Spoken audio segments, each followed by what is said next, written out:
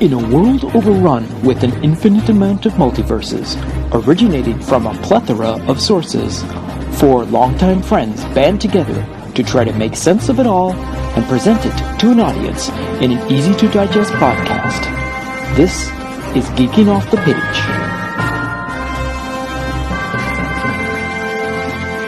Greetings, geeks. We're back for another supplemental episode of Geeking Off the Page. This time, like the last time we did this, it's myself, Mike, and Trevor. And we are doing a marathon of Cobra Kai because the other two geeks haven't watched it yet. So it's up to us. So, Trevor. Yes. Last podcast, I went on a gigantic rant. So you already know how I think about this show. Never. It was a pretty strong rant. Yeah, okay, I'll give you that. I think that Troy may be in trouble for trying to use the dishes thing on Adrian. Yeah. So, you finished season 4. I did. What did you think? All right, so season 4 of Cobra Kai. I'm just going to give a quick recap for anyone who's unsure, who may have, suffered temporary amnesia between watching it and now. So season 4 is the setup of Johnny LaRusso has formally quit Cobra Kai and has now formed his own dojo of Eagle Fang. Quite the combination there. Johnny Lawrence. Yeah, sorry, Johnny Lawrence, not John.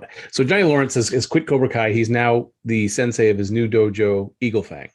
And he has joined forces with Daniel LaRusso of Miyagi-Do, and they are going to try to take down Cobra Kai.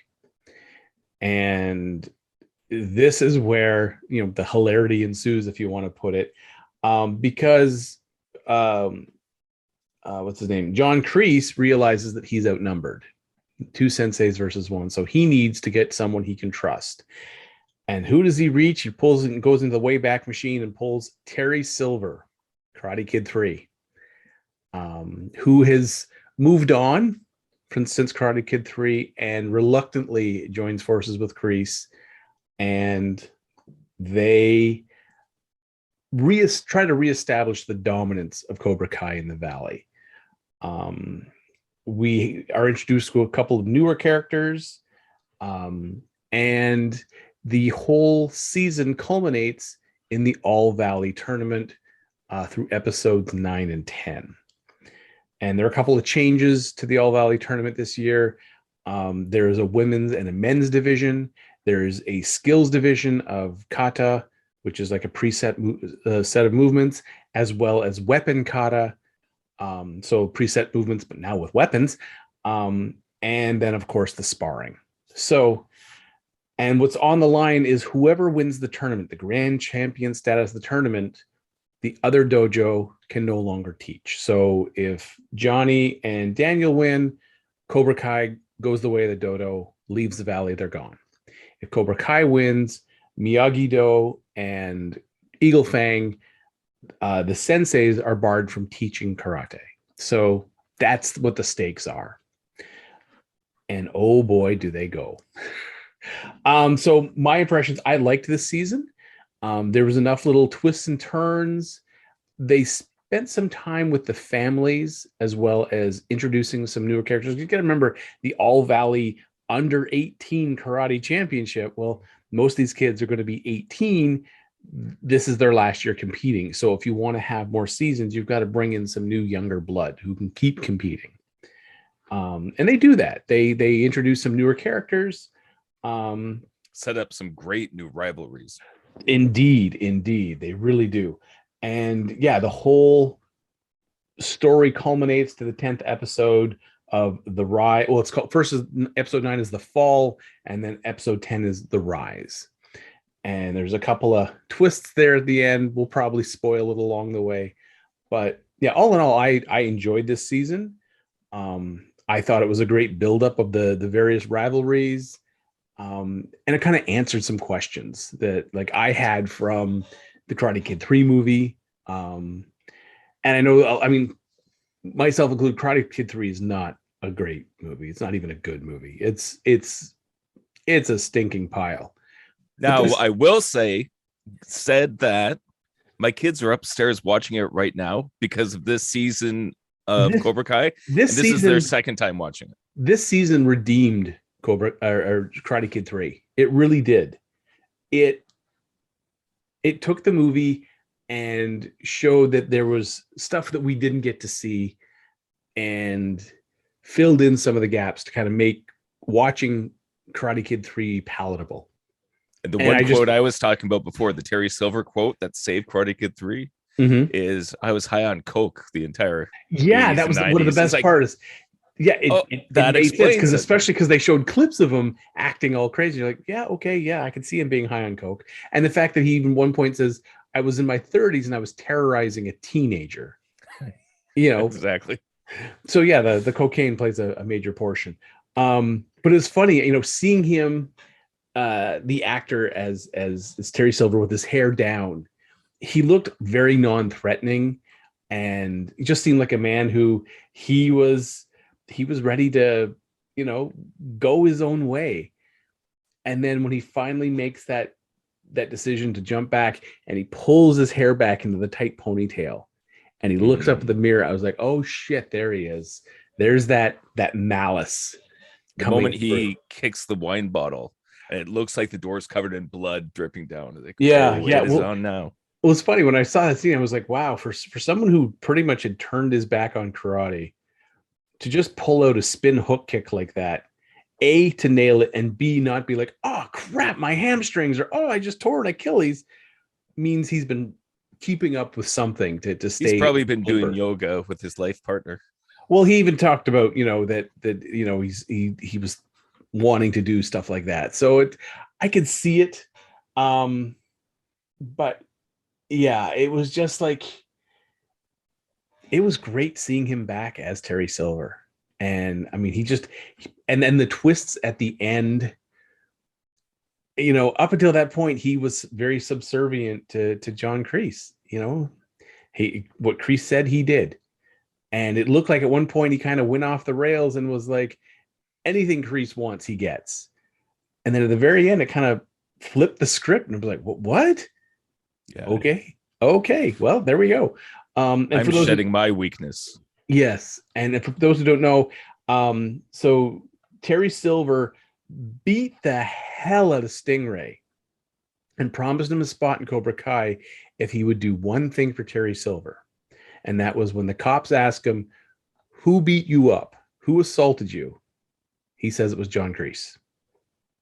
And when they're celebrating their victory, Kreese and Silver, and suddenly the cops arrive, it was a complete twist out of nowhere. It fit with, it wasn't like a twist that you couldn't ever imagine happening, like suddenly Bambi pulling an AK-47 and mowing down hunters, like nothing that ridiculous, but it's something you could see Silver doing, but Silver of old, the crazy coke Silver, turning on terrorizing a teenager. That's terrorizing Silver. A teenager, but now he's turning on the man who he, promised anything for the rest of his life. If he could help in any way, he would absolutely do it.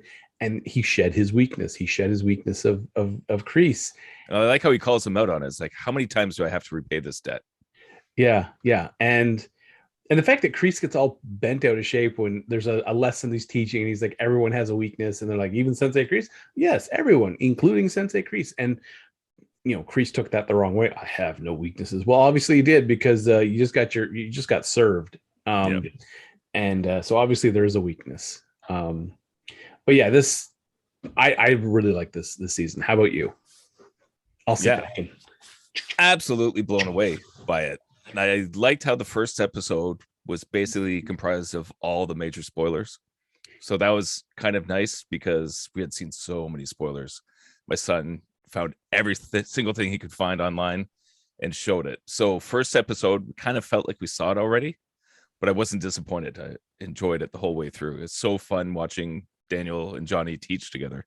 And I like how they even do the music tricks, where it plays the tranquil music for Miyagi-Do, and then as soon as Johnny cuts in, goes into more of a hard rock beat. And then as they start talking over each other, the music keeps changing to the point where you can't even tell what's happening with the music anymore. Genius. The whole was like, why do you have a rock in the dojo? All that kind of stuff. There's so much stuff where the whole story for Eli Hawk, that was phenomenal this entire season. Like the character who started at the biggest dork, getting picked on the most, became the biggest badass. Then he became the biggest bully to the point where he's breaking his best friend's arm. Then has the moment of realization into season 3, where and it's funny because it's Kreese's words that change him. It's like, the enemy of your enemy is your friend. Yeah. So he's looking at these bullies that were his enemies. Their enemy is his best friend. And there's that moment where he thinks, what the hell am I doing? And then he helps Eli kick all of their asses. So to see that moment picked up here, where he doesn't really know where he is anymore, he's trying to fit in. This moment Daniel says, basically, you've burned bridges with everybody here. Like, no wonder they're giving you a hard time. So you just see this character reach rock bottom to the point where he gets his mohawk shaved off, reverts back to his old Eli persona, gives up karate. And then Yes, not until Dimitri brings him back. And then in the tournament, he's still not sure of himself. Moon finally gives him a kiss. He comes walking back. Daniel, where he says, you okay? It's like, yeah, better than ever. I actually know who I am now. Oh yeah, who's that? I'm the one who's going to win this whole fucking thing. Yeah. And jumps up on the mat. It's like, holy crap. And then he beats what's the Asian dude bully? Kyler. Yeah, where he beats him with basically 3 hits. Like, it doesn't even 1, break 2, his 3. fight. Yeah, that fight was phenomenal. And then of course we get the final fight with him and Robbie. So Eli arc, amazing.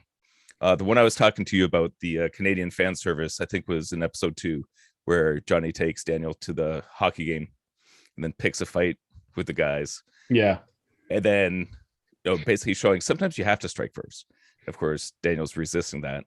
It's until the hockey players start realizing who he is and who the hot brunette is down at the car dealership. That's where Daniel's like, okay, it's on. I have to take you down. And then he looks over to Johnny. Johnny's not there.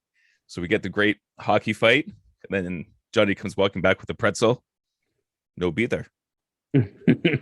So he actually learned the Miyagi-Do lesson too. So that was great. So, I mean, those are some of the points. I can keep going. What are some standout points for you? I really liked when Daniel's trying to teach Johnny Miyagi-Do, like, wash the cars and, sand the floor and do the paint and paint the fence and paint the wall and stuff like that. And then when he, they do a day of it. And then at some point it's when Johnny's fighting Terry Silver and you see Johnny is using the Miyagi-Do blocking system, the defense system. And you could almost see it in Johnny's face, like, this shit's working. Yeah. It's ingrained into him. Like, you do it enough times, the muscle memory develops, and you do it without thinking. Your body's just reacting and it showed a beautiful synergy of the defense of Miyagi-Do and the attack style of Eagle Fang, I guess. And it culminates, honestly, to Eli. Yeah. When Eli's in that fight against Robbie and he's like, he knows all my moves. He's, he's trained in Miyagi-Do longer than I did. And Daniel says back to him, well, you've trained in Cobra Kai longer than he did. And so that's when Eli goes on the attack and Robbie's not quite sure he's got the defense of Miyagi-Do, but he can't mount a viable offense against Eli, who's just relentless. And that fight had me like edge of my seat. It was the only one that did. The other fights, the part of this, the problem is they use so Miyagi-Do is supposed to be very circular in motion. You never attack your opponent straight on, whereas Cobra Kai is you charge your opponent. It's a very linear attack. And I don't know if you've ever seen the movie The One with Jet Li. I don't know if you've ever seen that. So it's the two. There's like a multiverse of Jet Li characters, and the evil Yu-Law. The martial arts style that he learned from his father is a linear attack. So every punch moves forward in a linear attack. So all attacks are straightforward in the head. And his counterpart, the heroic Jet Li character, he learned that everything moves in a circle. So if something's coming toward you, you move around it and, or round and come from the side. So everything's circular in motion. And when the two fight, it's an interesting difference in the two styles. And so when I was watching the last couple of fights at Karate Kid, it was, you could see when someone was doing karate like Cobra Kai style, and it was very straightforward and linear, and then you have the Miyagi-Do block, and they'd move to the side, or their attack would come from the side. So I can see that philosophy being used, but the problem is a lot of this was what I call Hollywood stunt fighting. Yep. So big wild swings, like enormous wind up to the punch, that you pretty much Western Union the person that you're going to be punching at such and such time, really over telegraphing the moves. Whereas, you know, I've done some training in karate, I've done a lot of training in taekwondo, and when you're tournament fighting or that sort of like sparring or point sparring, you don't want to give away what you're about to do. You want to disguise your movements, because if the person blocks, then it's wasted energy. You want your attack to succeed and you know, declare your point. But if you're like swinging way back and then making a big sweeping attack, you know, like not even a blind person would miss that one. So I mean, and I saw it so many times during the tournament, I was just like, oh, and you could tell which of the actors in the off time have been doing some additional training. I mean, when season 4 first started, there was a lot of characters like, oh, that person went through a growth spurt, and that person slimmed out a lot, and that person's moving a little differently. So you could tell, like, you know, who'd had a growth spurt, and you know, who's been doing some additional training. I will say overall the kicks looked much better. Also, they were better at hiding the stunt people when they were doing the moves, like a little better with the camera angles to hide the faces and stuff like that. And then quick cuts to the actor where it didn't seem so obvious. Yeah. So there were a couple of spots of some bad editing, like when Miguel was going to do some jump spinning kick, and it was just like, how long is he in the air for? Because he just seemed to be going forever and spinning. It's like that's a lot of spins you're doing up there, buddy. No wonder you pulled a back muscle. So as a martial artist looking at it, there were times where it was just the movements were cringeworthy, and other times like, oh, that was pretty slick. Like when Johnny teaches Amanda LaRusso what do you call it, the air tornado kick. Oh yeah, Samantha LaRusso. Yeah, Samantha LaRusso, the air tornado hurricane kick. Something like that. Flying tornado kick. And honestly, it's a jump spin roundhouse kick. It's a common kick in Taekwondo, where it's basically you're including the elements jumping, spin, and a roundhouse kick all at the same time. It's not an easy move to pull off, but it's doable, and it's a very effective move. They use it for breaking all the time. And if you can there's been many videos of tournaments with people landing it and usually knocking their opponent, even wearing sparring gear, the fuck out. Like, just you hit them and your opponent drops like they've been killed.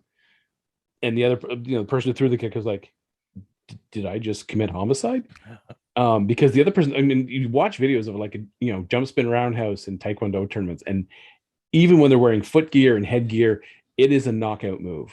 So when she took that kick, then it was just like, oh, I was like, okay. Usually they hit with far more impact than that, like knockout level impact. Which brings me to another point. So the girl on Eagle Fang's team, the debater. Oh yeah. So way back when Karate Kid first came out, the All Valley tournament was only eligible for black belts. Somehow this girl is, she's on Eagle Fang's team. She's wearing a black belt, and she even admits she's been training for 6 weeks. Honestly, I don't care how intensive the training is over 6 weeks. If you're doing it 16 hours a day, every day for 6 weeks, or how physically gifted you are, there's no way you're at a black belt level of competitive, like that level in 6 weeks. Yeah. I don't care who you are. I don't care what training montages and what 80s rock music you played. There's Eagle Fang, man. There's no way that she would be ready in 6 weeks to compete at a black belt level. And it was kind of like, I've been doing Taekwondo now for 4.5 years, almost 5 years. I did 3 years of Kempo karate. I did a stint of kendo, some judo. It takes time. Doing it like over and over and over again, you're not going to build the muscle memory. You're not going to have the reflexes in place. And it was disheartening that they were like, oh yeah, in 6 weeks, I got my black belt. I'm fighting in a black belt level tournament. And I just like, yeah, she got taken down in straight points. But look who her opponent was. But yeah, there was some stuff like that. I was just like, oh, yee. Yeah. Although that sticks to the original Karate Kid. Remember at the end of Karate Kid, Miyagi has to steal a black belt so Daniel can wear it. But Daniel also had trained most of the school year and the entire summer. Yeah. And trained to an extreme degree. Like, I'm assuming how this debate girl did for however long. I can't remember what her name is. Is it Devin Lee? No. Anyways, but she did for 6 weeks. Like that's not even the summer. Yeah. And if you notice, Daniel did not kick much in the first Karate Kid because they didn't spend a whole lot of time on kicks. He learned the punch, he learned the blocks. He did win with a couple of kick points, and whatever he had learned while at the Y back in wherever he was from, Hoboken or whatever. Right. So yeah, that was some of the things that kind of pulled me out of the experience, but it definitely did not pull me out enough to make me not enjoy it. And then the ending, the fact that I like the fact that Eli won. Eli took the boys division. And it was such a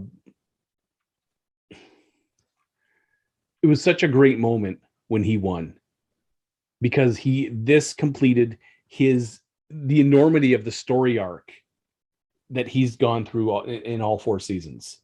I love when he's going up against Robbie. The first thing he says, like, "Oh, this is my chance for revenge," or "This is my chance to get back at him." Then Daniel gives a little pep talk. It's like, no, that's not what we're doing here. Just go in there and try your best, kind of. And it was just great to see that arc. It was also great to see that Tori defeated she won. And it kind of sort of, well, it's sort of, but things is it goes to the idea that the good guys don't always win. They don't. And so initially she won, and everyone's like, oh, okay, so she won. And then we find out later that Terry paid off the ref, and she saw that. She must have been riding such an enormous high, turning everything around. She won the tournament. The Cobras won the tournament. And she goes to get her stuff, and she sees Terry paying off the ref. And now her, coming to the realization her victory was tainted, if anything. Yeah. She lost. And she already felt guilty for the elbow. Yeah, she did. Because she made a promise to Samantha's mother, so Amanda LaRusso. She said she was going to fight clean. Yeah. And then you could see the look in her face when the elbow connected. And of course, Samantha thinks she's just a big bully still. But it's like, I didn't mean to. That was an accident. Yeah. And the fact that, and the point stepping out of bounds after the hit, and the ref calling it as a no point. And then, Tori winning. So she already, was like, okay, maybe I did step out before that hit, and maybe I'm feeling bad about it, but I won. I won the women's side, which helped us win the whole thing. But then how big of an emotional crash is that to come to that realization that Terry paid off the ref. Yeah. So what does that mean for her next season? That's what this is going to be so interesting. This is just it. This season ended in such a way that I am dying to see season 5. Yeah. I want to see what Tori does now that she has this knowledge of what happened with Terry Silver. Our knowledge of, John Kreese has just got his ass thrown in jail for aggravated assault. Speaking of that, I think season 5, he's going to play essentially a Hannibal Lecter character. He's going to be the guy sitting in the jail cell being super creepy, and people have to come for information. So he's trying to, get Silver shut down. So whether it's shows up, is it going to be him talking? Like, that would be a pretty badass conversation. That would now with Chosen showing up at the end, they're both bowing to Miyagi's gravestone. As good as Daniel is, Chosen's better. If Daniel in Karate Kid 2, if Daniel had not learned the drum technique, Chosen had his ass kicked 8 ways to Tuesday. Like he countered the crane technique. He was just a better martial artist, better trained, and more thoroughly trained in Miyagi style. And then when Daniel went back to Okinawa and Chosen's like, you think you know all of it? And he's like, and showed him obviously he doesn't. Yeah. I want to see what Chosen teaches the Miyagi-Do students. Mm-hmm. And the fact he used to be a villain. Yeah, he used to be a villain, and the redemption, and I just can't wait for season 5. Like I ended the 10th episode and I was like, how long do I have to wait for season 5 now? Because damn you all to hell. It just the writing in this show is so on point. And I just watched an interview of Ralph Macchio and William Zabka, and they were doing like a question and answer period of things. And the interviewer said, how would you feel, or what would you feel about having Jaden Smith and Jackie Chan show up from, the remake of the Karate Kid? Mm-hmm. And Macchio, who, he's becoming more and more involved in the production aspect of this. I don't know. Is he an executive producer on the show? I'm not sure I think he is. I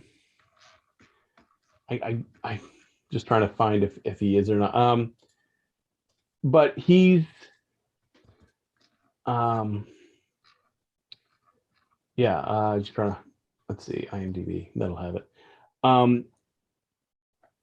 The way he answered the question, really, let's see, it's producer, co-executive producer and executive producer. Yeah, so executive producer means he's putting up money. That's what an executive producer does. They're the people who putting up the money and making some big ass decisions.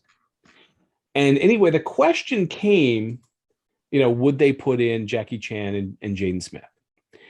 And he said they wanted to limit the series to the films that Pat Morita had been a part of. Mm-hmm. Pat Morita obviously was not part of the new Karate Kid movie. He had passed away, and it was, Jackie Chan had taken that role. But he said Pat was in Karate Kid 4, the next Karate Kid, with Hilary Swank as Julie Pierce. And he gave us this look of he said this thing of, wouldn't it be cool if we got Julie Pierce to come back? And William Zabka looked at him like, would you shut up and stop giving away secrets? So and he's an executive producer as well. So I am super hopeful that season 5 has Hilary Swank coming back, even for a single episode of just, whatever her character had, whatever arc she had moved off onto, just have her show up, even if she's like a governor or something, just something to,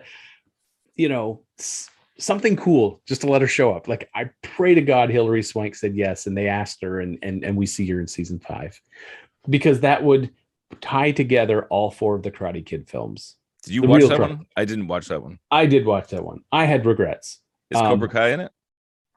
No. Okay.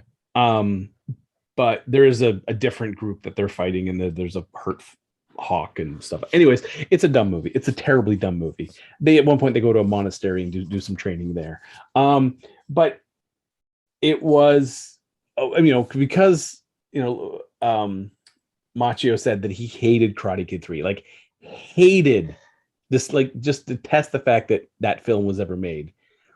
But the fact that I saw an interview where the interviewer asked, "Hey, do you guys get along?" And Ralph Macchio said, "It's like, oh no, not with him." And he's like, "I am going to reach through that screen and punch you, LaRusso." It's like, make you forget that you ever made Karate Kid 3. It's like, that's not a bad idea. It's like, wow, that's a pretty loaded answer. He just hates Karate Kid 3, but working on season 4 in his mind redeemed the movie, made the movie palatable. I'm hoping they can do the same thing in season 5 with Hilary Swank and that movie, and basically tie those 4 movies together with the Cobra Kai series. So, as I said, I am so eagerly awaiting season 5, because there's just every character, like we haven't even touched on LaRusso's kid, who is a complete jackass. Before we get too far, I just want to go back to all right, the Will Smith one. Yes. I think they worked on the jacket move into it, because the whole thing has to put on a jacket and take off a jacket, and put on a jacket and take off a jacket. Mhm. When Hawk is fighting Bobby, they're down on the ground. You got that crazy jacket action happening. It's like, I wonder if that was a callback. I'm pretty sure it was. These are the kind of writers that would work that kind of thing into it. So anyways, just wanted to throw that before we pass the bad Karate Kid. Yeah, I mean, they may have done that as a wink and nod, Mhm. Which is more than that movie deserves. That was horrible. But jumping sideways to LaRusso's kid, who is the new Johnny. He is. We're introduced to a new character, Kenny. He's a new student at the school, and plays this video game, and he's waiting for the bus, and he's just dancing to the grooving to the tunes that he's listening to, and instantly Anthony LaRusso and his little dweeby friends are all instantly start bullying him. Here's the new target to bully. And the cyberbullying that they do, they end up tricking him and getting him to show up in his cosplay costume, and then telling Anthony, we'll do that LaRusso karate shit on him, and it's a nice way of linking him. His older brother was the guy that was in Juvie with Robbie, and I mean, that was a nice way of kind of linking those together. I did not see that connection coming. As we were watching the show, everybody on the couch was trying to figure out, I wonder what happened to the brother. Did he die? Maybe he's in jail. So I forget who said it. Someone thought that maybe he was in jail. And then sure enough, there he is. I did not think it would be him. It was beautiful. It was beautifully done. But more importantly, it set up Anthony LaRusso as a spoiled and entitled little prick. And then when the sequence where his dad says to him, well, let's do it, let's get you changed and start teaching you karate, and he's like, wash the cars, and then he comes back and he's hired someone to come wash the cars, and he's like, his dad's credit card. He's like, I did that and it's like, what? No, and then he's like, maybe. And the best part is up until this point, Daniel LaRusso has been rejecting the Eagle Fang / Cobra Kai method of training. He says, like, it doesn't work. My way's better. And so he's talking to his son. He's like, maybe I was too hard on you. And his son's in bed. And then here's like, bleep, bloop, after he'd told his son no screens. And then he pulls it out and smashes it over his knee. And his son starts to say something. And it was like just channeling Johnny Lawrence about silence. Yeah, whatever. Yeah, it's so good. And it was like, it's Johnny Lawrence. And Daniel was realizing that worked. And suddenly it sounds like, I'll take out the trash and I'll, and it kind of realized that some kids do require tough love to make that jump. And I think that was the beginning of Daniel realizing that, he didn't have all the answers. Miyagi-Do wasn't the answer for everything. And that started building at least some of the bridges back together. And it culminated when, Samantha is who's been training on both styles, and she's fighting Tori. And just before she fights Tori, she's like, she wants to bring her two senseis together. And they realize that, she's the culmination of both of their training styles. Mm-hmm. And the weakness she always had before is she couldn't attack. She was always on the defense. She never had the confidence to stick up for herself in any meaningful way. And she didn't have the confidence to stick up. Like when who got beaten up in the arcade? I forget which kid got beaten up. Was it Dimitri? Yeah, Dimitri got beaten up in the arcade. Yeah, and she's just cowering in a corner. So the fact that Johnny Lawrence Eagle Fang Cobra Kai technique was the thing that actually got her to step out of her shell, go on the attack, and stick up for herself. Jumping across beautiful. the roof. Yeah. It made her realize that she could do what, there's more that she could do. And yeah, it was beautiful seeing. And also one of the biggest surprise, among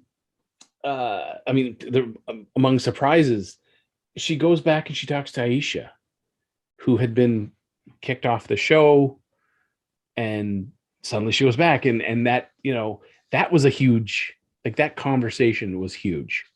And that's where the writers are really smart, because they talked about that. Like, there wasn't room for her story or anything in season 3.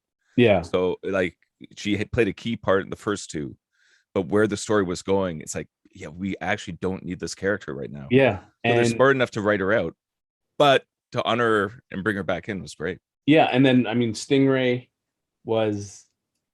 I had pretty much just dismissed him from my mind.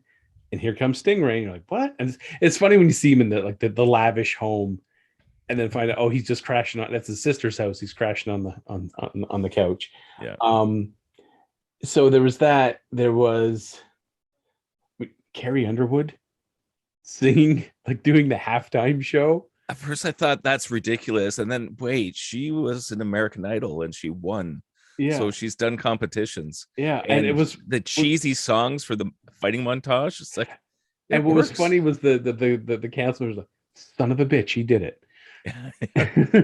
And again, on the internet reading, so Carrie Underwood had tweeted that she was a huge fan of Cobra Kai, like, several seasons ago, and the producers reached out to her and said, "Do you want to come on the show as yourself and maybe sing a song?" And she was like, "Okay." And it was like, So when they said, Grammy winning Carrie Underwood, I was like, what? And then if she comes, like, holy shit. And I like how they actually worked out the true story into it, because the one guy says, it's like, oh yeah, I was the doctor for her husband, who is Mike Fisher, who played for the Predators. So yeah, like, that's cool. Like, another hockey reference in there, and it ties in the real world stuff. You get smart writing. Super smart. Like, this is how you do a continuation show from a movie. This is like if you're trying to teach people how to take a movie and then make a show based off that movie and continuing the storylines, this is like a perfect example of what to do. It's just the writing is so damn smart. And they did the same thing with Karate Kid that Spider-Man No Way Home did for the previous Sony movies, because people had kind of lost interest. Everyone's MCU, but because they gave you a good movie and a good story, brought back the old Spider-Man, got everybody hyped. Like, everybody wants to see the old ones now. Like, my kids have been rewatching all the old Spider-Man. And for Cobra Kai, the fact that they're upstairs right now watching Karate Kid 3 for a second time, like, that shows you how good the writing is, that you can redeem some of those old movies and bring out the joy from them. Like, all the things that were cheesy and goofy and not done well, but the fact that you can tweak it, retell it, and then get you interested to say, wait, what happened there? Exactly. Like that's why when I hear people like, I don't want to watch Cobra Kai, I didn't like, the Karate Kid was an okay movie. It's like, you have no idea what you're missing. Yeah. Like, one of the guys at Taekwondo tweeted or messaged on Facebook, the day it was released, 9 a.m. He sends a message, just finished season 4. And I'm like, how? He waited until 3 a.m. just kept refreshing Netflix until it said play, and he binged it. He just one right after the other. That's a whole 5.5 hours or whatever it is. Yeah, just went through it until, and then message on Facebook, finish season 4, and it's just like, oh dear Lord. I wish I had that type of freedom to do that at times, but I love my family, so it's all good. And I eventually did finish the season, so and I probably will watch it again, especially as we get closer to season 5. I have to refresh my memory. Absolutely. And I'm liking all the little videos that are now popping up on YouTube of like, some behind the scenes and some bloopers. Oh And yeah. interviews with the characters. And as a funny thing, speaking of Spider-Man, Andrew Garfield at one point in an interview has said he's just been binging Cobra Kai. So they recorded a video message for him, and that they was played to him in a second interview later on, and he's just fangirling it out. As these all these messages are playing, and it's fun to see that as good as an actor as he is, and all the different things he's done, he enjoys the work of other people, and it completely geeks out when he gets a shout out of any kind. It just makes me like him even more. So, I'm enjoying the hell out of this show, and I had fears that season 4 was going to slip up. I was so scared about that. Because the things that they had done, like YouTube had done season 1 and 2, and it was like, good. Season 3, the first one Netflix had a hold of, I had some apprehensions, but I'm like, okay, let's see where they can go from here. And boy, did they go. And so when they announced season 4, I was like, I had that whole, yes, I want to see it, but please don't suck. Yes. And now that I've seen it, I have no worries about season 5 sucking, because we've gotten 4 glorious seasons. They could pull a Game of Thrones and really fuck up the last season. I hope they don't. It's already filmed. They filmed it back to back, so they're just doing editing and whatever else they need to do. I wish to hell they would release it this summer, but I might be asking way too much. Yeah. I like how it sounds like there's the whole road trip, and I'm curious what that's going to be like. Oh, God, yes. Is it going to be Johnny and Robbie on a road trip to go get Miguel? And at the end of that road trip is Miguel and Robbie, binary brothers. Like, are they going to be like new best friends after all this is done? Like, it's going to be fun. I think it's going to take after Karate Kid 2. I'm sure Miguel's dad is involved with like some drug cartel, or he's some like, some karate gangster or something like that in Mexico or wherever he's going to be living. Yeah. And then we'll have that same kind of Karate Kid 2 vibe, where this time it's not just a tournament. This time it's real. Dun, dun, dun. The other thing I saw was, so they have talked about what's his name? Sean Kanan. He was Mike Barnes in Karate Kid 3. Oh yeah. About him. He's got to be the guy that Silver's calling at the end. Did he call someone? I'm pretty sure he called someone to come in. Yeah, I hope it is. I really do. Because he was such a fun part of Karate Kid 3, the bad boy of karate, because it was just such a such a goofy thing. Yeah, it's completely ridiculous how he's basically hired to come in. He's like a professional karate family, best in the world. So Silver hires him to join Cobra Kai just so he can beat up Daniel LaRusso. Like, it's completely ridiculous. As ridiculous as almost killing Stingray to frame Kreese. Like, he's completely lost his mind. So that's gonna be fun. Yeah, like he's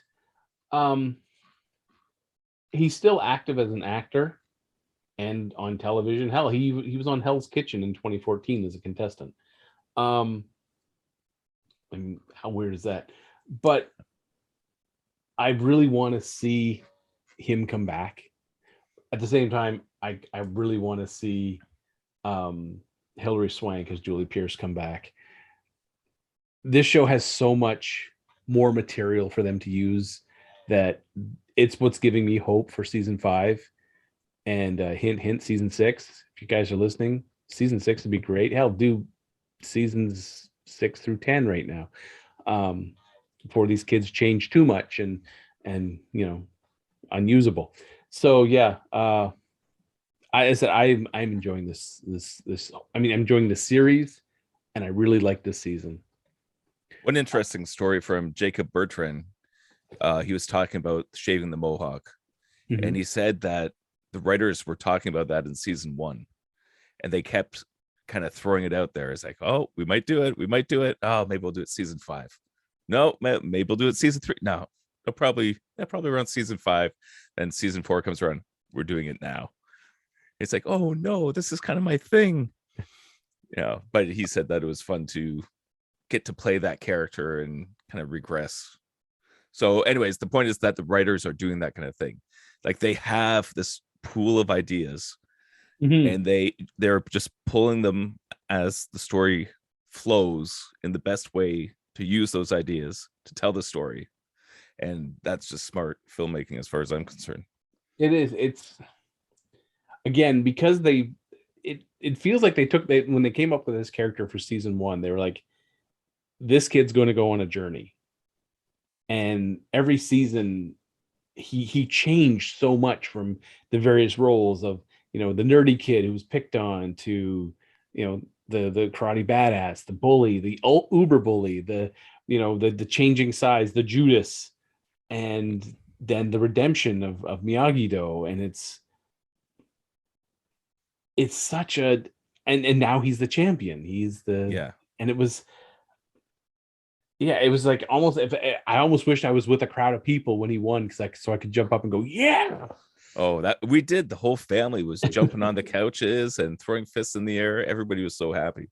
And the way this kid acts with his eyes, like in one shot, like a slight camera pan, he goes from Eli to Hawk just with the way his eyes move and the way he walks. Then he does the Hawk thing where he's kind of leading with the head, where it's almost a cat strut, with the shoulders. And when the shirts came off, that was amazing. Yeah. He kind of looks at the ref and I don't know. It's like, all right, then I'll take mine off. Yeah, it's so good. But yeah, the actors are great. And then the girl who plays Samantha, she was a standout one for me on how much she improved this season. So her fighting stuff looks way better, and just the acting. Whereas before, it's just a little bit annoying. But of course, it's Daniel LaRusso's daughter, so she's a little bit annoying. It's within character. A little bit entitled. This one, but they stepped up the game so much in this. All the kids, all the moves looked better. The acting was stronger. Yeah, everything about it, I thought. Well, you can tell. I mean, in some ways, they're getting more comfortable as the characters. They're probably giving a little bit more input of what they feel their character would do based on what they've done in the past. Which is why it was so interesting to see, seeing Samantha change from the entitled little princess to, the female champion of the tournament, and then you see her brother, who is just like, I just honestly, I was like, I want to reach through this screen and smack this kid up alongside. Oh, everybody wanted to. Yes. Like, oh, you entitled little prick. Yeah. And the fact that, when Daniel gives the story of like, he never went to college because he blew his college money, going to Okinawa. And you're like, that's Karate Kid too. Well, damn, he used all his money. And then he came back with more money than he started with. And then he used that as the seed to, and it was like. For a bonsai shop, that failed. Yeah. Karate Kid 3. And then, and it was just like, this is a guy who, came from the wrong side of the tracks and met, Mr. Miyagi, who changed his life. And, look at him now, owns a string of dealerships and the most successful dealership in the Valley. And then so when Miguel's like, oh God, am I not going to be good enough for his daughter? Looking at going to community college, he's like, I didn't even go to college. And it's like, what? You didn't go to like business school or some other? And he's like, no, I didn't go to college. It was like just a nice revelation on Daniel's character. And it kind of explains why he's down to earth with these kids, because he hasn't forgot his roots. Like, he's never forgotten where he came from, and having to push his mom's car so she could pop the clutch and jumpstart it and stuff like that. And it's really nice to then see his, all the successes that he has done and how it has shaped his kids. Yeah. And it's funny to see how he has seen how it's shaped his kids, and not always for the best. Like when he found out that his daughter had, was in the car that rammed Johnny's car, and and all these other things, and you're like, oh, he was so entwined with the business and making a good life for his family, he didn't realize that, maybe it too good in some ways. Yeah. And it was just really nice to see Daniel kind of change like that over the course, also getting the Eagle Fang training and it affecting him more than he thought it would.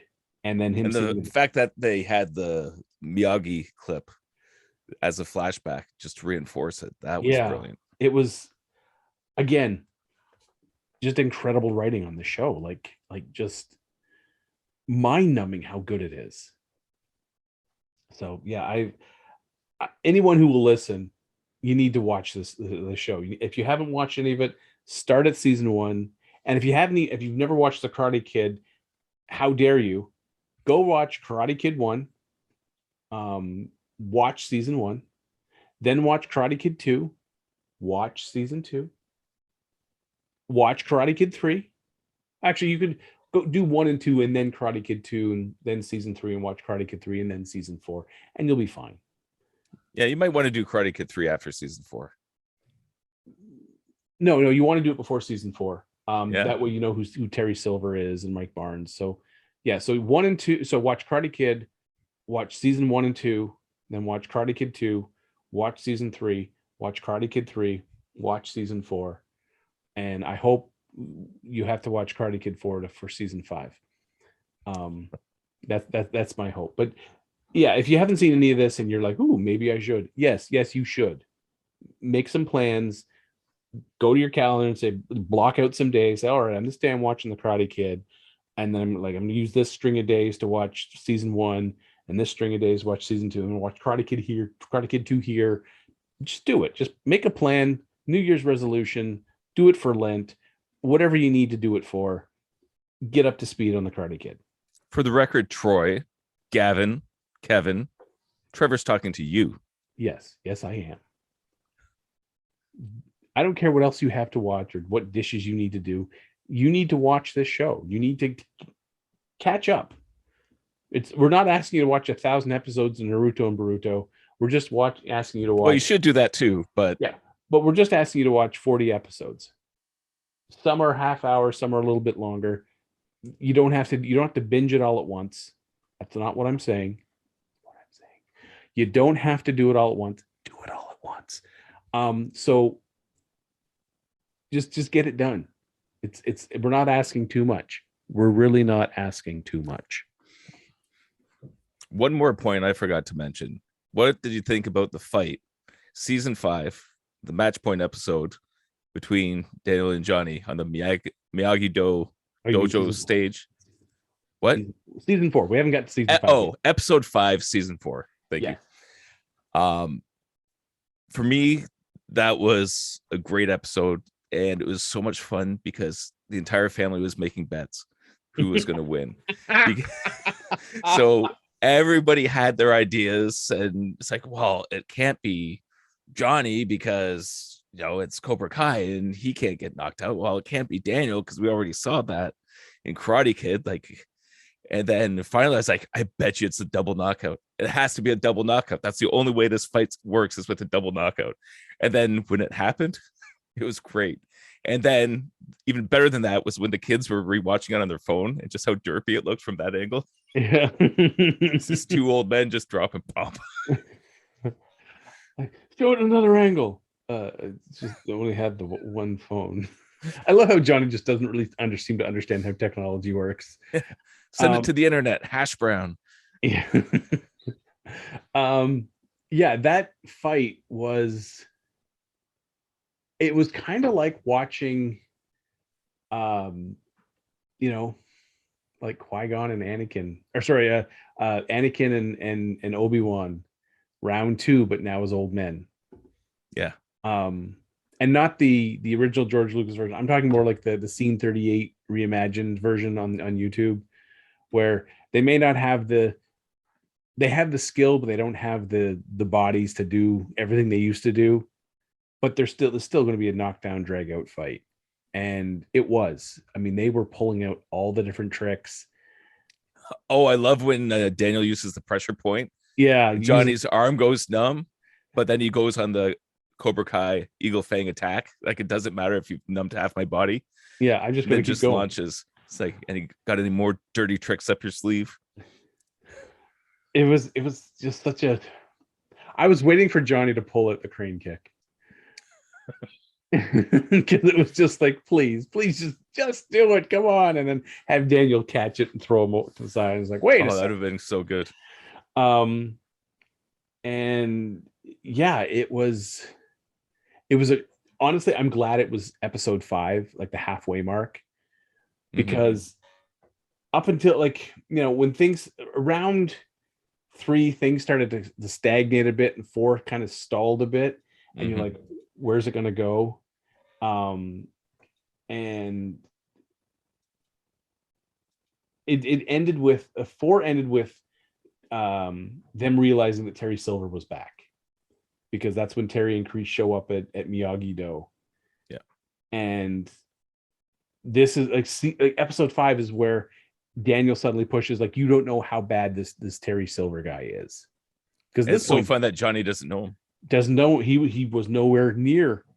He didn't know that, Silver was the one who was funding all the Cobra Kais. And yeah, and then when we see, the two of them go at it to who gets to train the kids. Yeah, and the double knockout. I was sitting here, I'm watching it, I'm like, they either have to knock each other out or, kick each other, like do each push kicks and each go off on either side of the, like, out of the ring, and then they want to keep fighting, and someone's like, no, when you get knocked out of the ring, it's an elimination, it's a double elimination. But the fact they knocked each other out at the same time, and it was the only way that the episode could, like, that fight could resolve and keep going forward. Because if Johnny had won, then it just wouldn't have been the same with only Johnny teaching. And again, with if Daniel Russo had won, yeah, but by just saying, both knocked out, and then he's like, Eagle Fangs, let's go. And it was a nice, schism between the two now, because in the first episode they're all happy and working together, and by episode 5 they're doing this, and you're like, shit, there's 5 more episodes to go. That's what kept my ass glued in the seat, because I'm like, I need to see how this goes, because if they had been like kumbaya all the way up into episode 9, you'd be like, all right, so they're all equally trained. But the fact that by episode 5 they go whoop, that's what kept me in the seat and kept me like, next episode, because I had to see where it goes. I had to. And again, goes back to the incredible writing. These guys they're putting in the hooks each episode to make you want to get to the next episode, but also get to the end of the season to see the story arcs and get to the next season. Yeah. And they're just planting seeds the whole way. Oh yeah, they're like Johnny Appleseed the whole time, just like basket of seeds here and a basket of seeds there, and it's working. It's got me hooked. The way it ended too, because if Cobra Kai wins, that means the other dojos have to close down. So when Daniel's talking to Mr. Miyagi at the gravesite, and he says, "How can I honor an agreement with men who have none?"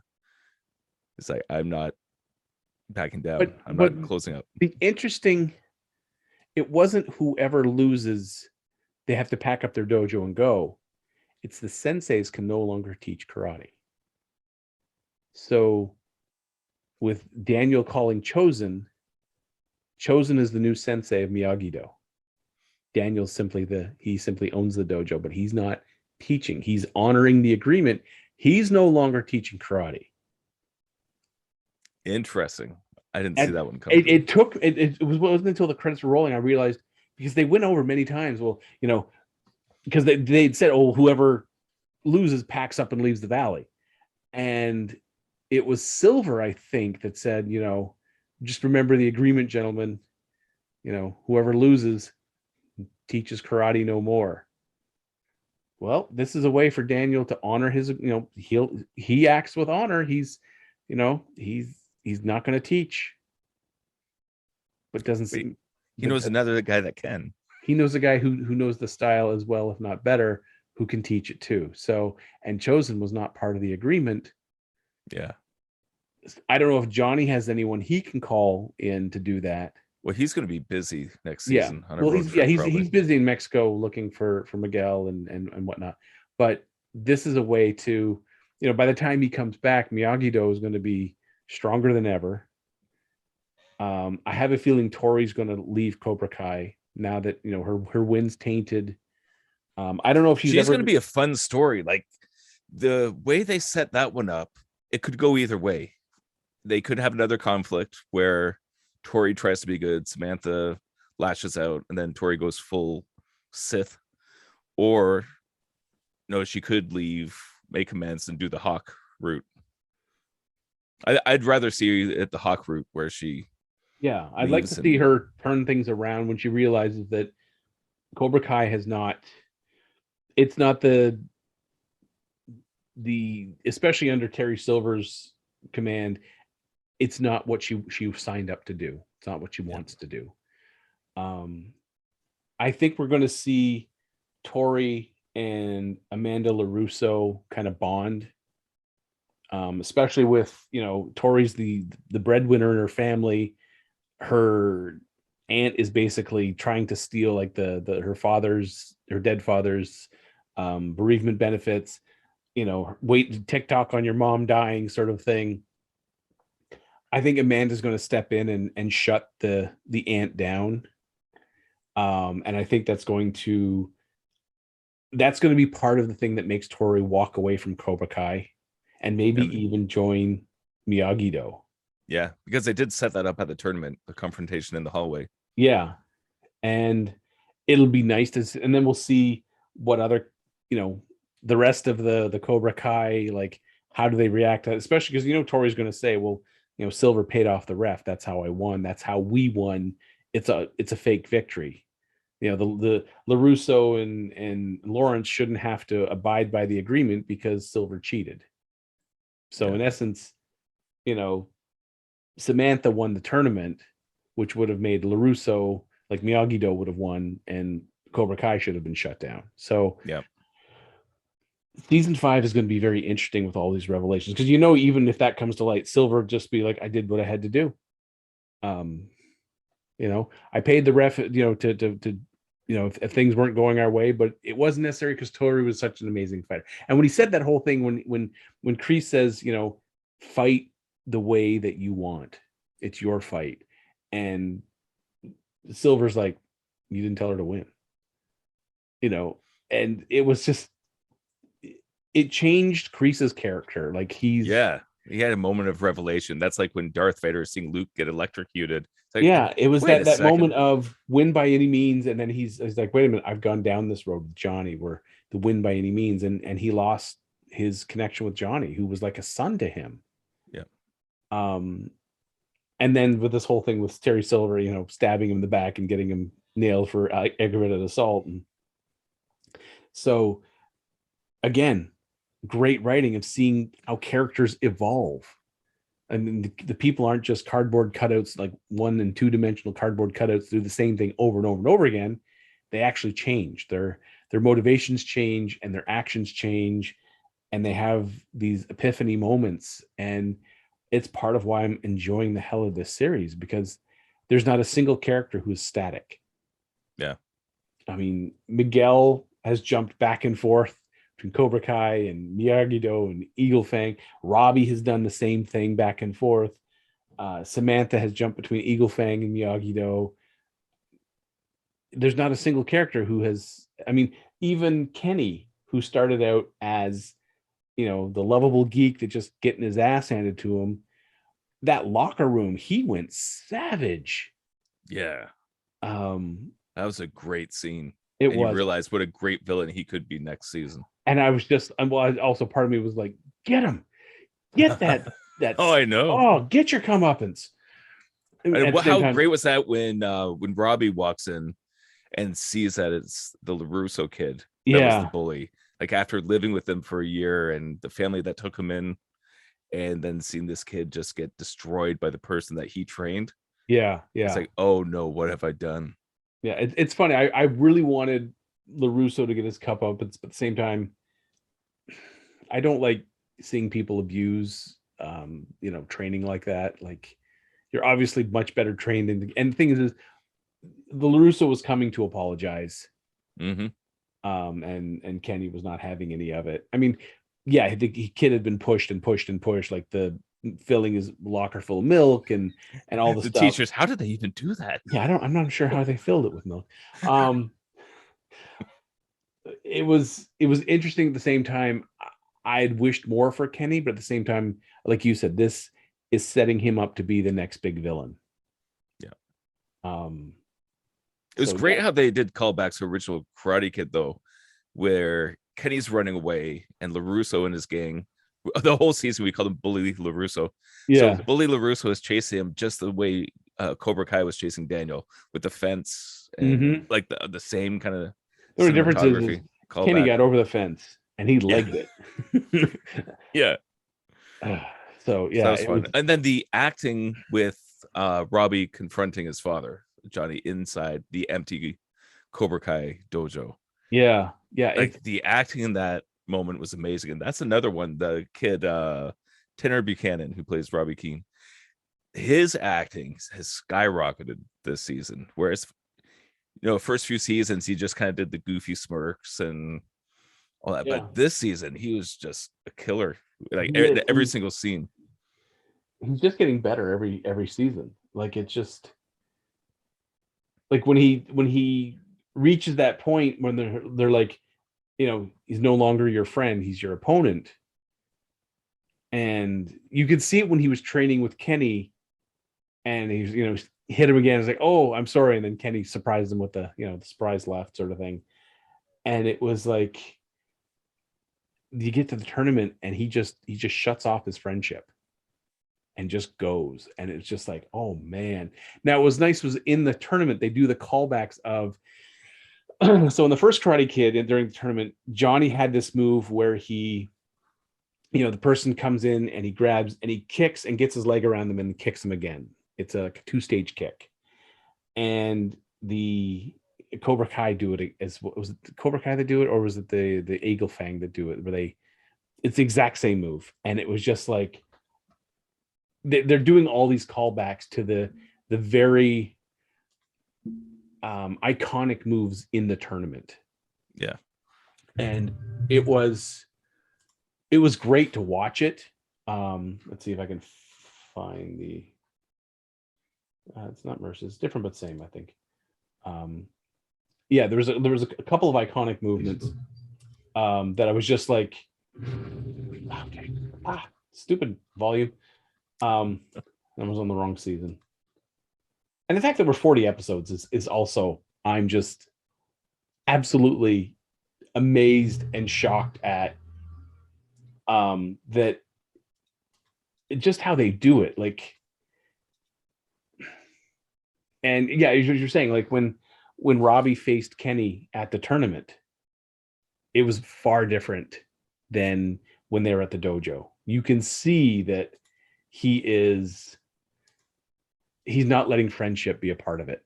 And I'm just trying to find God. Oh, and speaking of the friendship, when Miguel and Eli had to fight, where they had to go up against each other, and they do the fist bump, and it's like, you're not gonna hold back, are you? No, I'm not. Okay, I'm not either.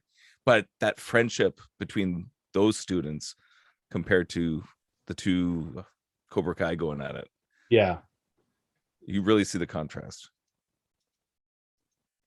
Yeah, I think is it Tori that does? No, Tori does the takedown that what's his face Dutch did in the first Karate Kid, where the person kicks and he steps in and sweeps with his back leg at the same time, pushes down the quick punch to the. Okay, that was Dutch. That was 100% Dutch. And as I said, there were moves in that they did in this tournament that are 100% callback to the original Karate Kid tournament. Like, it was so much fun to watch, because I'm watching, I'm like, ooh, that's from that's right from the original Karate Kid. Like, that's the move. That's the double kick to the face. And it was nice seeing the skills competition and the way they cut between them, especially the kids messing up. Oh yeah, and the board breaking, and Oh god, that pitching the bow staff at the And then running off screen. I had to stop and pause it because I was laughing so hard Oh yeah. when, and it was just like, oh my god, did he really just pitch a bow staff at people? Yeah, and I was just like, oh my god, this is. I'm just quickly trying to find the scene. Like, it's, I got it playing off to the side, and it's watching this again. Watching the tournament fight was so much fun, but again, there was a couple of issues of watching. It was Tori that did it, by the way. Okay. Let's see if I can get the time code. Is it the back one? No, it's okay. Okay, there it is. So it's 18:18 left in the episode, where she does this thing where she holds the hand and she kick and then brings her leg around and kicks again. And as again, callbacks to amazing writing and amazing choreography to just, yeah, this is why I love this show. It really is. Like, it's, and God, I can't, it's almost like geeking out too much. But again, when I'm watching the tournament scenes, it's like, oh God, did you really telegraph that kick more? And that's when it's the Hollywood. Okay. No, sorry. It's the girl from Eagle Fang, the debater girl. Oh, okay. So the person comes in with a punch, catches the punch, and does like a crescent kick over, and the person will duck, and then does a quick little flick kick to the face. First time we see Johnny fighting in the tournament, he does that exact move. And she being part of Eagle Fang, it makes sense that he teaches her these sorts of moves. And in Taekwondo sparring, you're not allowed to grab your opponent's hand like that, so we can't do it. And I think in most karate tournaments, you're not allowed to physically grab on and hold on to your opponent and kind of do what you need to do with them, sort of thing. So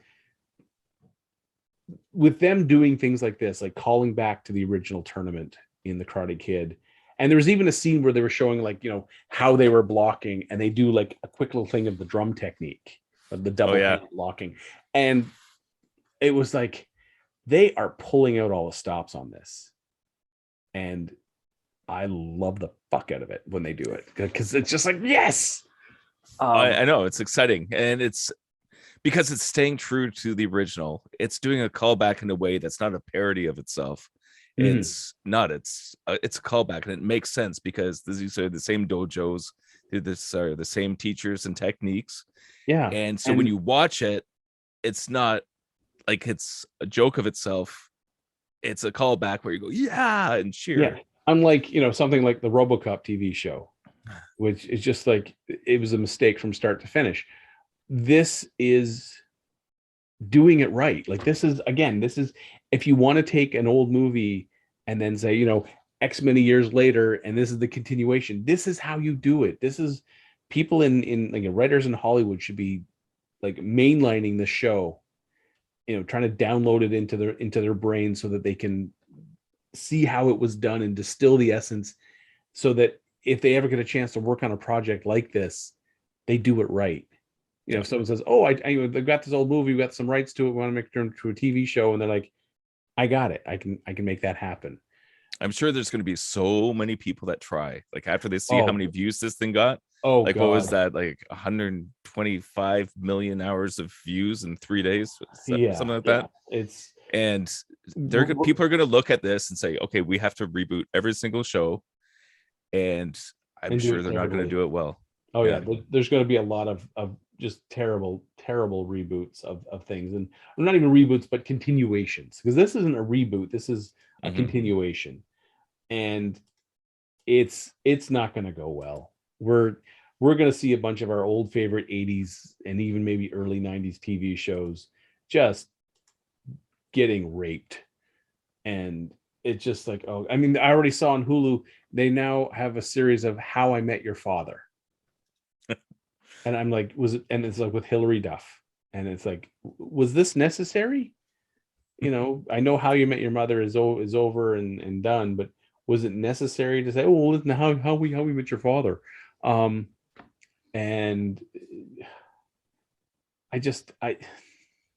why can't people come up with original ideas? Or if you're like, I'm going to take an existing idea and do my own riff on it, don't just rehash what was already done and then just gender swap some characters. Like just you're better than that. And you should think we're better than that to have to watch it. So yeah. Needless to say, I won't be watching How I Met Your Father. But we will be there for Cobra Kai season 5. I can't promise I'll be there at 3 a.m. to start streaming. I can promise that. I'll try, but if there's something else, I mean, if they do another New Year's Eve dump, which was just completely unfair. I mean, I've got family. I can't, ditch the family for 5.5 hours on New Year's Eve. No, you get the family in on it, Trevor. That's the key. They're too young. Some of them are too young, and others don't care. I'm glad enough that I got 2 of my daughters into Taekwondo. They might, but things is that they're not going to stick around for like the kissy and all the other, non, martial arts stuff. So, yeah. So when they get a little older, I'm sure it'll be fine. But for right now, it's me. Mara's halfway through season 2. There's so many other things that catch her interest. So she can do a podcast with Gavin. She could.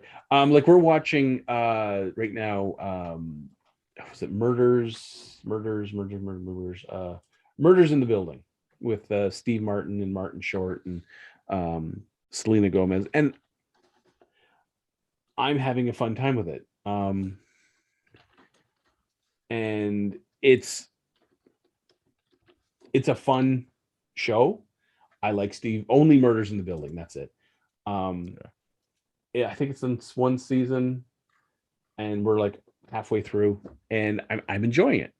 But this is the stuff that Mare does. She finds these other shows like We Are Lady Parts or Letterkenny or stuff like that, and then she's like, you have to watch this, and so I do, and I enjoy it. And then I say, oh look, we get Cobra Kai, and she's like, yeah, there's other stuff to watch. So we each have our own things. But I also know there is no way that I could justify, hey, I'm going to disappear into the office for 5.5 hours and watch a TV show. Here's 4 kids. Yeah, that would, I think, end very bloody and messily and my guts hanging from the ceiling and perhaps being fed to a wild animal. Well, that's why it's important to learn Miyagi-Do defense techniques. It doesn't work against Angry Woman. Yeah, there are limits. You can only defend for so much. All it takes is one shot to get in and you're eviscerated. And I honestly, I accept that. I mean, you can see all the martial art weapons back here. They wouldn't even slow her down. I'd pull out a bow staff and I'd be like, well, how am I holding toothpicks? And oh shit. So yeah. Well, I think that's a good note to end it on. Yeah, absolutely. Another public service announcement. It's happy wife, happy life. If you make the mistake of making unhappy wife, that's on you. That's 100% on you. And if you happen to survive it, congratulations. You're 1 in a million. Consider yourself lucky. So, yeah. So as I said, jumping back to Karate Kid or to Cobra Kai, I am loving where they're going with this.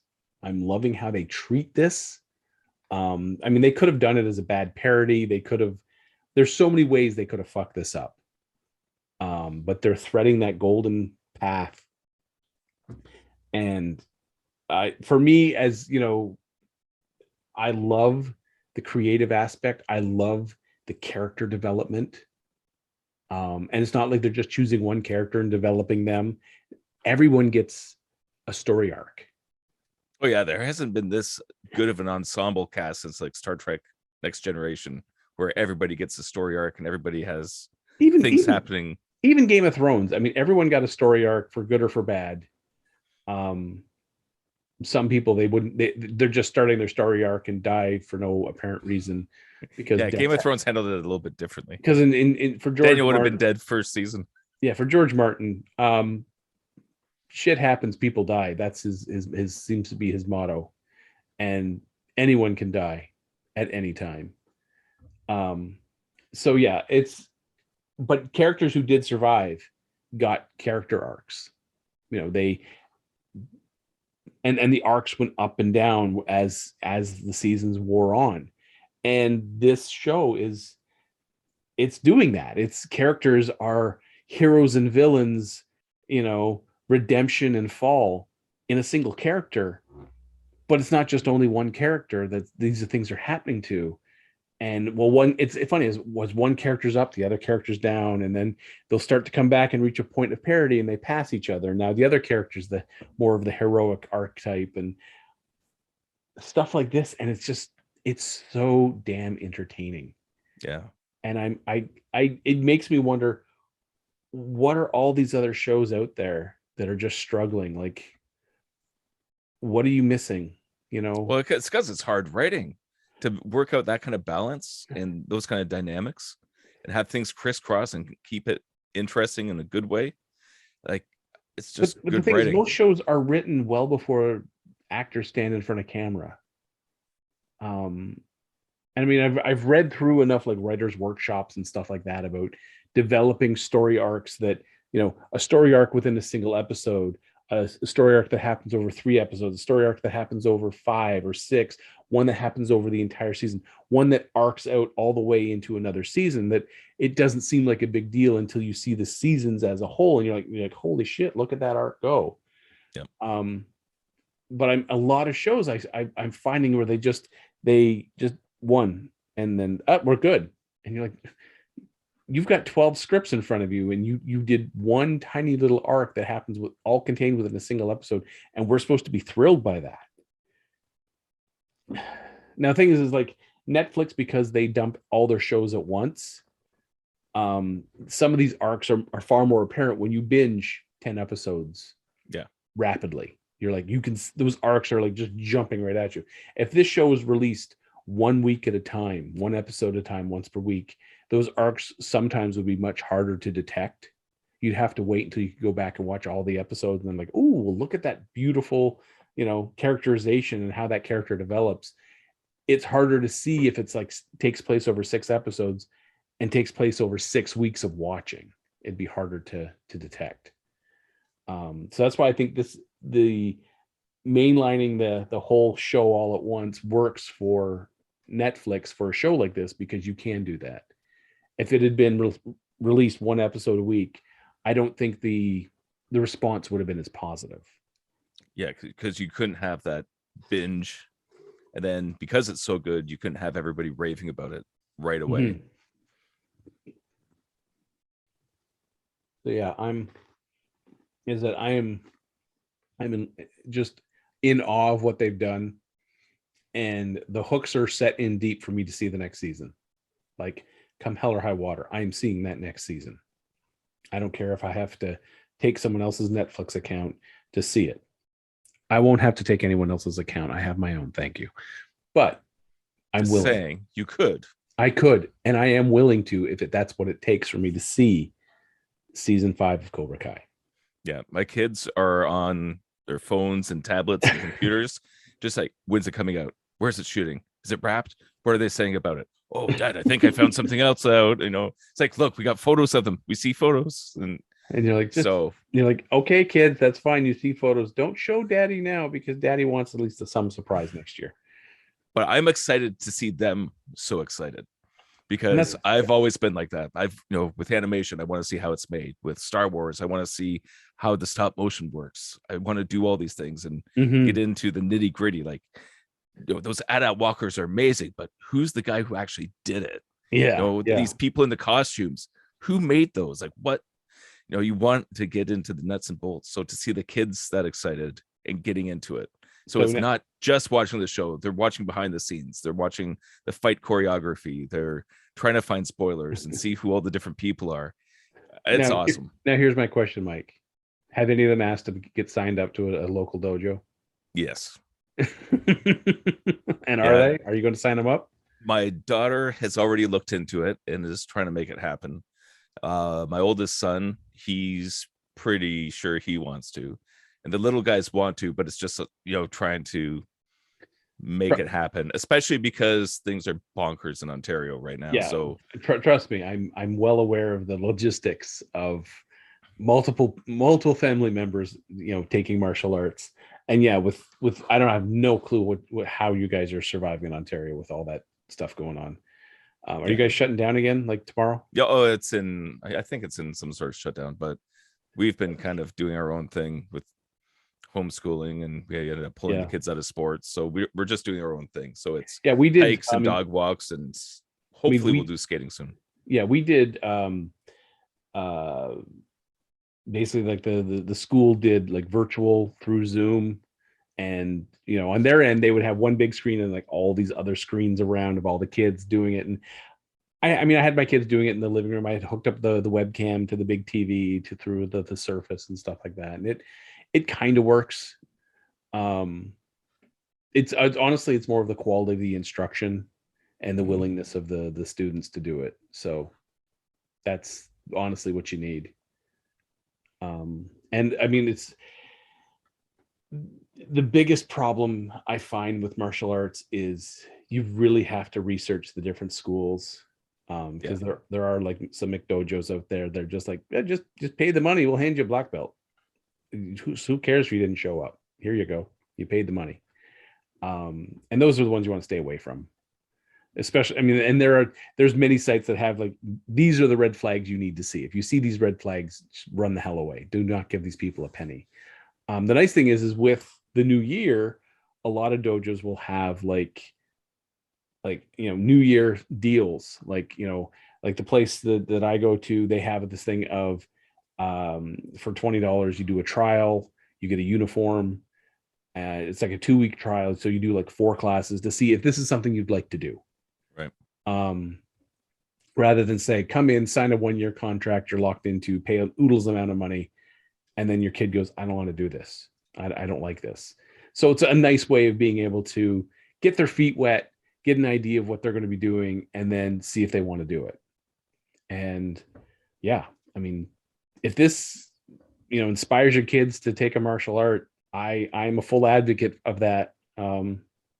It's got so many positive benefits that I happily tell anyone, yes. I mean, pick a style you like or that you're interested in, and absolutely go for it. Like it's a great health benefit, both physically and mentally. So absolutely. And the one thing I really wanted to do is kendo, get out some swords. I mean, we do swords. We're in the dojang we do. Plus, when I did Kempo so many years ago, we would have a guest instructor come in. So for like 6 months, like every other class was a kendo class, and it is so much fun. But for the first 3 months, we never got to draw our swords. We just carried them at our waist, getting used to it being there and learning where to put your hand. And then we finally got to draw them. It was a lot of just standing, holding the sword in a stance, and your arms are like you're shaking because you've been holding it for so long, and you're like, I want to put it down. As you put it down, just put the sword back in the scabbard and take it off and go back to the karate class because you're done. And like, nope, I'll get through it. I'll do it. I'll keep it up.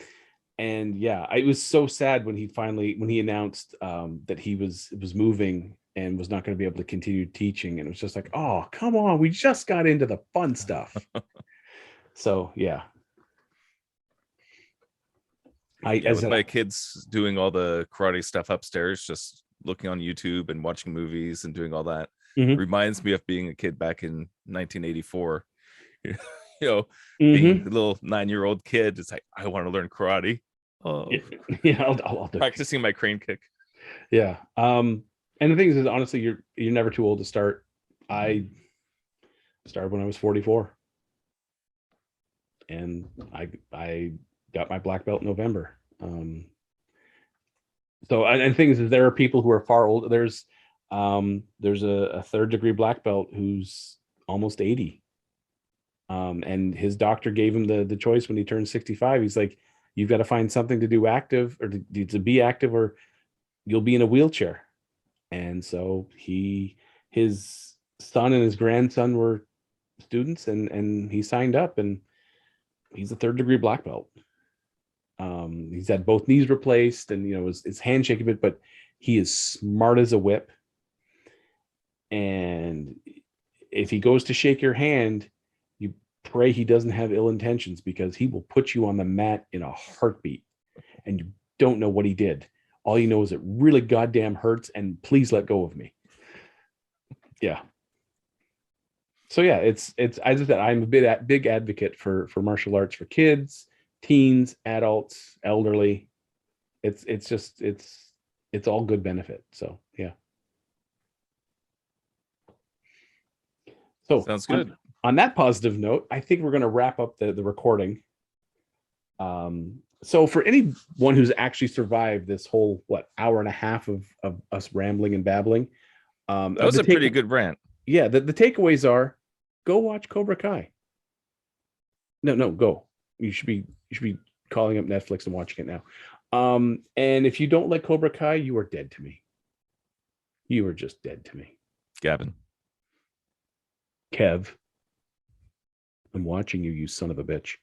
Anyways, so this has been a supplemental episode of Geeking Off the Page, and hopefully we haven't done too much swearing that Troy refuses to put it on YouTube.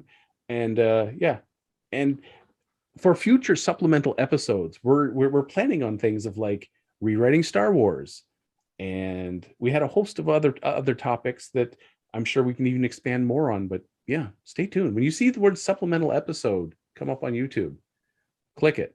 You're gonna have fun.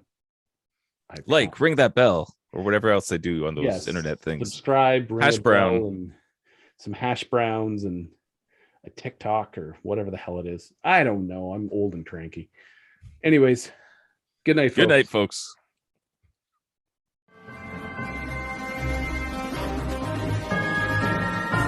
You have just been listening to Geeking Off the Page with your hosts, Mike Kitchen, Gavin Burbage, Trevor Brown, and Troy Bowman. Please be sure to like, subscribe, and share.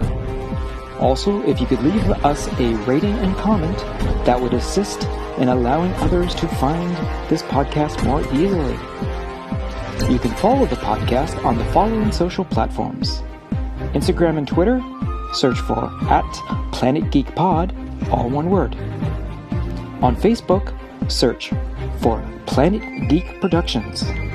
Or you can send us an email to planetgeekpod@gmail.com.